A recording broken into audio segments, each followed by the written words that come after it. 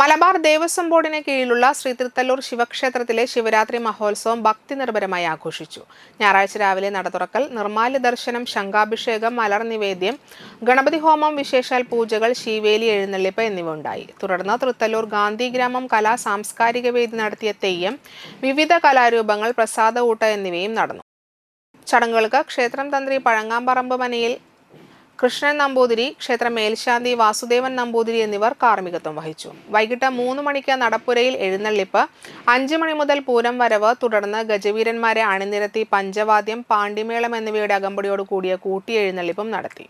6:30 നിറമാല, ചുറ്റുവിളക്ക്, നെയ്വിളക്ക്, നാദസ്വരം, വർണ്ണമഴ, തുടർന്ന് ഭരതനാട്യം, നൃത്തസന്ധ്യ, കൊമ്പുപറ്റ്, കേളി, തായമ്പക, തമ്പോലം എന്നിവയും ഉണ്ടായിരുന്നു. ശിവരാത്രി ആഘോഷ കമ്മിറ്റി ഭാരവാഹികളായ പ്രസിഡന്റ് ഗിരീഷ് മാത്തുകാട്ടിൽ, സെക്രട്ടറി പ്രവീൺ ചെറുകര, ക്ഷേത്രം എക്സിക്യൂട്ടീവ് ഓഫീസർ RS രഞ്ജിത്ത്, രക്ഷാധികാരികളായ MP ഭാസ്കരൻ, പ്രദീപ് കരിപ്പാടത്ത്, സുഷിൽ ചാളിപ്പാട്ട് എന്നിവർ ചടങ്ങുകൾക്ക് നേതൃത്വം നൽകി.